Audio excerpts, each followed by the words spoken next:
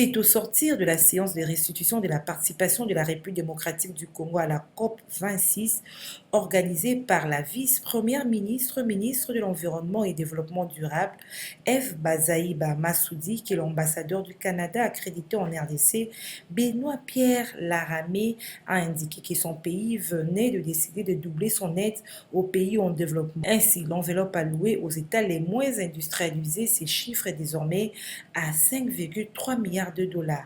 Pour le diplomate canadien, son pays qui salue l'effort de la République démocratique du Congo pour l'intérêt général de toute la planète, reste ouvert à tout partenariat d'affaires à travers son expérience et expertise. Vous savez, les problèmes reliés au changement climatique, c'est des problèmes qui touchent toute la planète. Et ça va prendre un effort collectif. Et quand on voit l'effort que fait la RDC, pour lequel toute la planète va bénéficier, la RDC, c'est le deuxième poumon de la planète. Et les efforts qu'ils font eux-mêmes, donc on doit juste le reconnaître. Deuxièmement, je dois dire aussi que ça m'a stimulé de voir tout l'intérêt parce que le Canada va doubler son aide aux pays en développement en ce qui touche l'adaptation.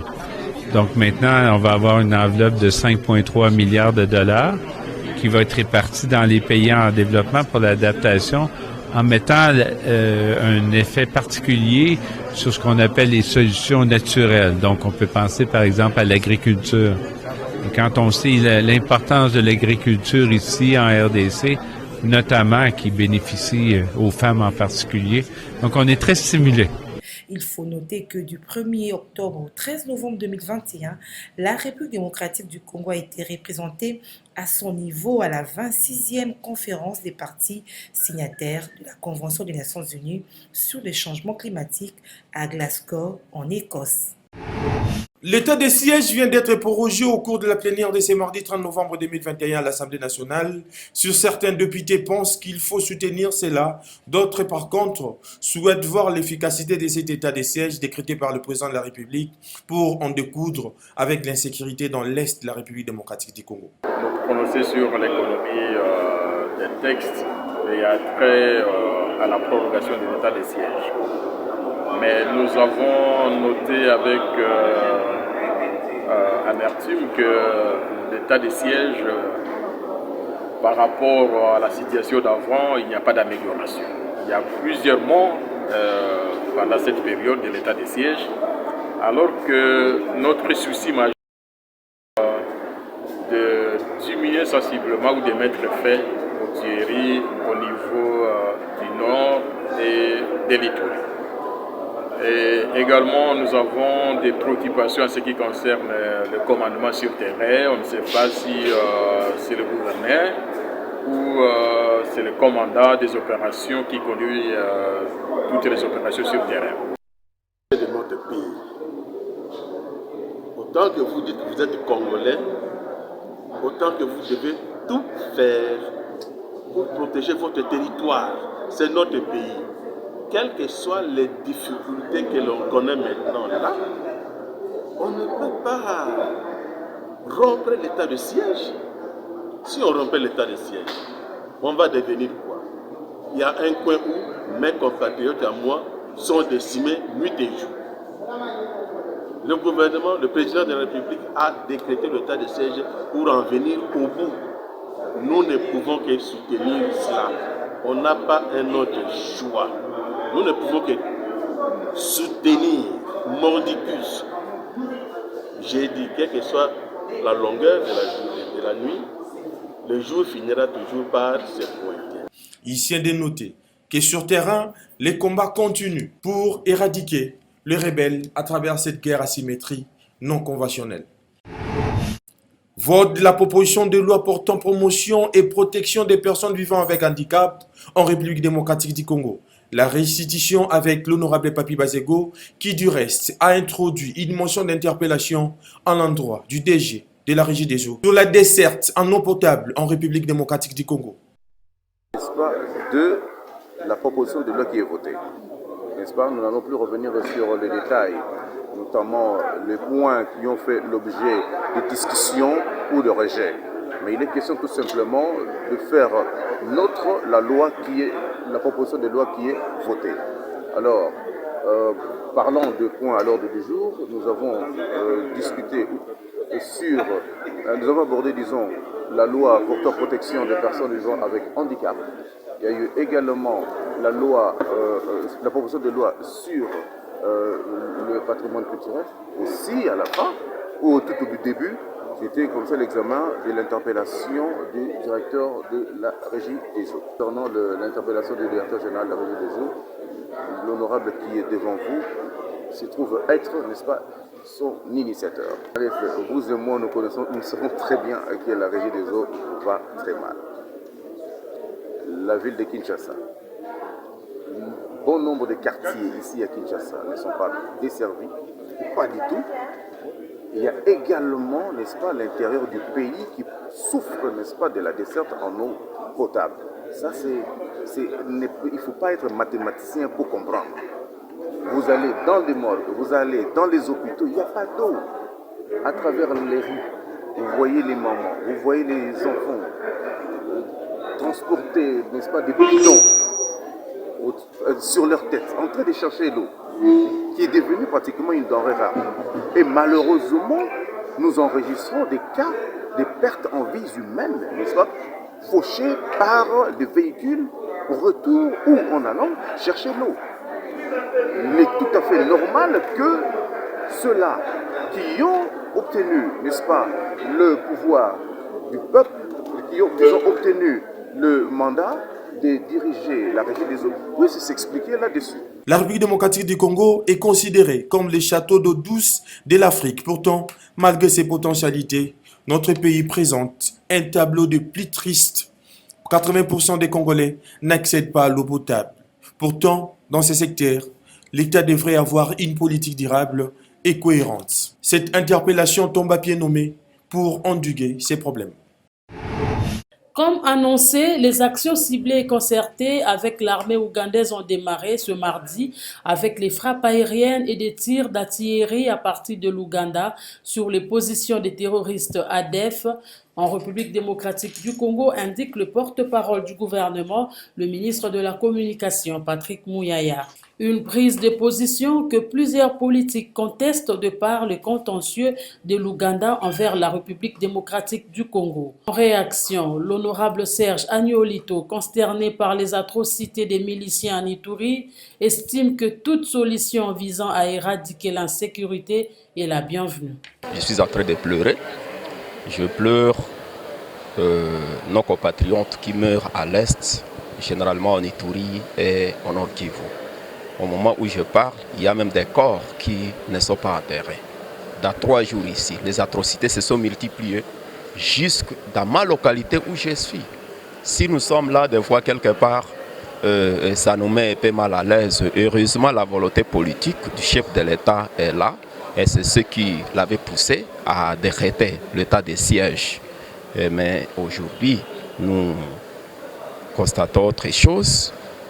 Mais si il y a des solutions qui peuvent amener quand même la paix dans notre province, on ne peut pas décrier. Mais pour moi, en tout cas, toute solution qui peut amener la paix en Ituri et au Nord Kivu serait la bienvenue. Pourvu qu'il n'y ait pas de dérapage. Ce n'est que ça ce que je peux dire aujourd'hui. En tout cas, on en a assez avec cette histoire. Profitant de notre micro, l'honorable Serge Agnolito lance un message d'espoir aux filles et fils de l'Ituri. Les électeurs doivent toujours continuer à espérer. Ils doivent continuer à espérer. S'il y a des rumeurs qui disent que voilà, oh, des Ougandais, oh, Tato, c'est là qui descendent, ça montre que peut-être tout le monde est alerté parce qu'ils savent qu'il fallait obligatoirement bloquer cette atrocité. Donc, ils peuvent espérer qu'il y aura de nouveaux changements. Dans le cadre du 2e programme d'appui à la réforme de la justice PARJ 2, piloté par la cellule d'appui à l'ordonnateur national du Fonds européen de développement COFED, les experts principaux de l'équipe de l'assistance technique, conduite par l'ordonnateur national délégué Alexis Tambwe-Mwamba, a échangé avec le ministre d'État, ministre de la Justice et garde de Sceaux. L'objectif était d'obtenir des orientations sur les attentes spécifiques du ministère pour le bon démarrage de ce programme. Se confiant à la presse au terme de cette séance de travail, le chef de la délégation a déclaré qu'il était important de rencontrer la ministre d'État Rose Mutombo pour discuter de certains axes avant le démarrage de ce projet. Rapidement, il était important pour nous dans le cadre d'un projet financé par l'Union européenne relatif à l'appui à la réforme de la justice, de présenter le programme PARJ 2 avec effectivement les différents intervenants, les différents assistants techniques qui vont porter les différentes thématiques et les activités principales. Voilà, c'est un appui au niveau central et un appui au niveau du CSM, mais également il y aura une facilité technique qu'on appelle les programmes qui sera mise en œuvre pour rencontrer un petit peu les desiderata et je dirais tous ces besoins périphériques qui seront exprimés par le ministère. Le ministère de la Justice est maître d'œuvre et bénéficiaire en même temps. Donc c'est ainsi que Madame la ministre de la Justice va piloter, je dirais, le programme en tant que maître d'œuvre et préciser, je dirais, au fil du déroulement du programme, un certain nombre de besoins. C'est un programme qui va se dérouler sur 4 ans au moins, qui aura un volet infrastructure, qui aura un volet appui institutionnel, avec d'ailleurs de l'assistance technique, je dirais. Pour sa part, la ministre Rose Mutombo s'est dit heureuse de commencer ce nouveau projet. Elle a insisté sur la coordination des actions à mener avec les partenaires pour capitaliser le financement afin que le projet puisse impacter la vie des bénéficiaires. Pour aller vite, la patronne de la justice nationale a estimé une réunion d'harmonisation des vues doit être convoquée le plus tôt possible. Le ministre des Transports, Voies de Communication et des Désenclavements a procédé ce mardi 30 novembre à la mise en service officielle de la nouvelle tour de contrôle de l'aéroport international de Goma. La construction en 17 mois de ce bijou architectural qui répond aux standards internationaux a été financée par la Banque mondiale à travers la cellule d'exécution des projets et transports multimodal CPTM pour un coût de plus de 3 millions d'euros. Dans son mot, le directeur général de la Régie des voies aériennes RVA, Alphonse Chungo, a dressé le tableau technique de cette tour de contrôle à ce niveau avec un bâtiment. Au travers duquel la garantie de la sécurité du transport aérien en République démocratique du Congo est en train de quitter le domaine du simple vœu pour devenir gratuit. Le gouverneur militaire du Nord Kivu, Constant Ndima, a rappelé les objectifs de l'État de siège, parmi lesquels le développement socio-économique de la province. Selon lui, l'érection de cet édifice cadre avec cet objectif. Pour sa part, le ministre des Transports, Voies de Communication et des Désenclavements, Chérubin Okende, a rappelé que cette inauguration est un pas de la vision du chef de l'État Félix-Antoine Tshisekedi. Chérubin Okende a devant tout le monde pris l'engagement de parachever le bloc technique qui n'a pas pu être terminé. Refuse de rester cet État qui ne respecte pas les normes internationales en matière de l'aviation civile. La République démocratique du Congo refuse de rester toujours cloîtrée dans cette fameuse liste noire de l'Union européenne. Voilà pourquoi, sous l'impulsion du chef de l'État, son Excellence Jean-Michel Samalukonde Kyenge, Premier ministre chef du gouvernement, m'encourage de venir en ces lieux pour inspecter les travaux réalisés et donner le signal d'une nouvelle espérance pour l'aviation civile de la République démocratique du Congo. Nous avons un portefeuille de droits de trafic de plus de 52 accords aériens. Nous avons en interne plus de 250 aéroports, aérodromes et pistes d'atterrissage. Le gouvernement est plus que déterminé à moderniser nos infrastructures de transport aérien. Après les coupures du ruban symbolique par le patron des transports, le ministre et les autres officiels ont visité la tour de contrôle qui mesure 26 mètres de hauteur aux côtés de l'ancienne qui ne mesure que 8 mètres.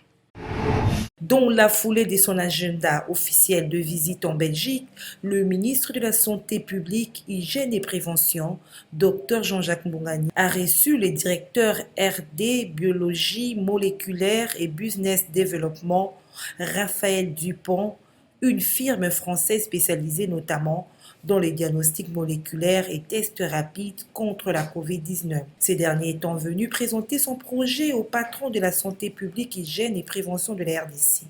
Un projet qui tombe à point nommé en cette période où l'humanité fait face à la crise sanitaire qu'est la COVID-19. Je suis en charge de tout ce qui est développement de tests rapides et PCR dans la société Biocinex.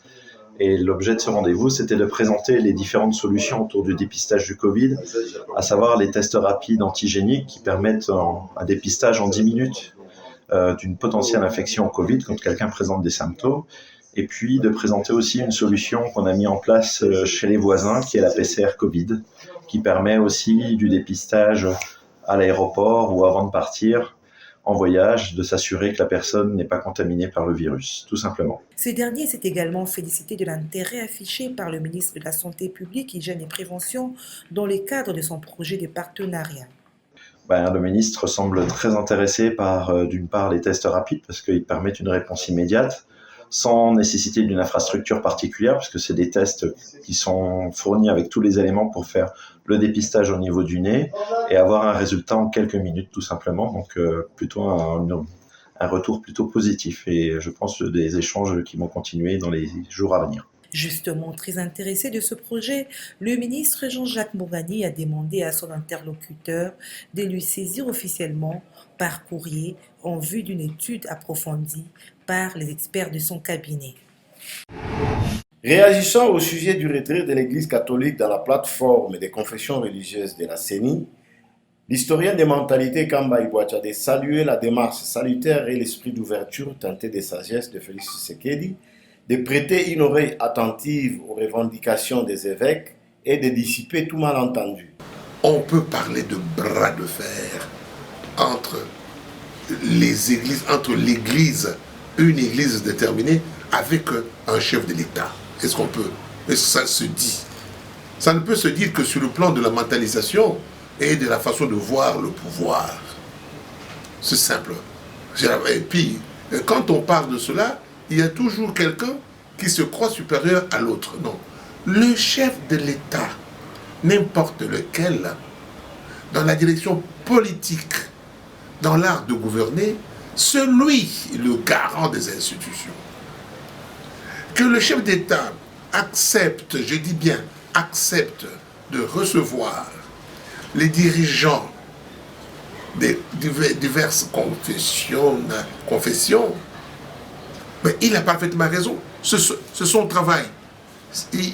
Le président Félix Tshisekedi s'est comporté un homme sage, je dis bien un homme sage. Il dit, écoutez, parce que quelque part, il y a un couac au niveau de la nomination de celui-ci, d'X-personne, je me fais le devoir de mettre tout le monde d'accord. Voyez. Donc, vous comprenez comment les choses se passent. Le peuple congolais est heureux. Le président de la République est content et heureux. L'Église institutionnelle, j'insiste, est heureux. Et puis, le chef de l'État est heureux, l'Église est heureuse, le Christ qui régente tous les deux groupes. Mais nous sommes tous heureux et nous allons vers les élections. Quoi, Chiki?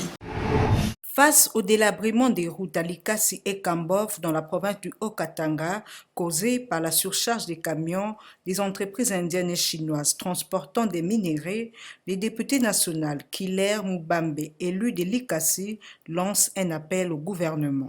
Certes, tout le monde maintenant vient de voir ce que nous avions eu à condamner il y a de cela plusieurs mois, quand nous disions que les routes étaient en délabrement et que les routes et que Likasi était devenu comme une carrière. À un certain moment, les gens nous traitaient de provocateurs ou d'accusateurs. Mais aujourd'hui, même les aveugles, ils sentent que les routes sont détruites. Qu'est-ce qui est à la base de la destruction? C'est la surcharge, le surtonnage des camions. C'est-à-dire nos exploitants miniers, surtout nos frères chinois et indiens, quand ils prennent les minéraux de la carrière, au niveau des carrières, il n'y a pas de pont bascule. Alors quand ils enlèvent les minéraux, Au lieu de prendre 30-40 tonnes, ils chargent 80 à 100 tonnes dans le camion. Or, nos routes d'Erikassi ont été construites pour qu'elles transportent des tonnages d'un maximum de 40 tonnes. Et maintenant, eux, quand ils prennent à 80 tonnes, parce que nous avons des tracks pendant toutes ces années qui quittaient TFM vers Kasumbalesa, le Lualaba vers Kasumbalesa, mais depuis que les camions qu'on appelle OO ont commencé à transporter les marchandises des carrières vers les usines chinoises, indiennes ou libanaises, toutes les routes d'Erikassi sont complètement détruites. Il y a même un pont qui est situé à côté de l'hôpital communément appelé Milumba, qui est en affaissement. Nous avions prédit cela. Et là, nous en avions même parlé au niveau de l'Assemblée ici. Le ministre a eu rapport de ce que nous avons eu à faire comme constat. Puisque qu'est-ce qu'il y a comme conséquence dans tout ce qui se passe? Parce que quand le camion quitte avec 80 tonnes, mais théoriquement on marque 40 tonnes, cela constitue d'abord un manque à gagner. C'est-à-dire quand on exporte 400 000 tonnes de la carrière vers les usines, mais nous encaissons pour le compte du trésor public l'argent, au lieu de 400 000 tonnes, nous encaissons l'argent de 200 000 tonnes, donc ce qui constitue un grand. Au total, 1130 tonnes, composées exclusivement de chinchards, poissons communément appelés Thomson, sont arrivées au port de Matadi. Premier lot de la commande de plus de 20 000 tonnes du gouvernement congolais après l'accord de coopération bilatérale signé entre la RDC et la Namibie dans le secteur de l'économie. En réaction, le coordonnateur du mouvement politique Le Pouvoir en Marche, Anissé Loleka, qui salue cette arrivée, appelle le gouvernement à exploiter nos cours d'eau où des poissons meurent de vieillesse. Exactement, à partir de là, j'ai félicité d'abord le président de la République, Félix-Antoine Tshisekedi, et son gouvernement de l'Union sacrée. Ils ont montré que non, ils travaillent pour l'intérêt de la population congolaise. Et bravo avec les 11 030 tonnes de poissons qui va servir la population congolaise. Ça, c'est la vie sociale. Bravo au chef de l'État. Mais je fais l'appel au chef du gouvernement, Sama Lukonde, et avec son gouvernement, de travailler beaucoup sur l'agriculture de notre pays et sur l'élevage et la pêche. Parce que nous avons des lacs. Exemples comme lac Tanganyika, lac Tumba, lac Edouard, il y en a beaucoup ici. Et ce que nous manquons, c'est le bateau industriel, le bateau de pêche pour pêcher les poissons. Et j'ai fait l'appel au ministre de l'Agriculture, ministre de Pêche et Élevage, de se baser plus à l'agriculture de notre pays et pêche et élevage de notre pays, surtout avec les lacs.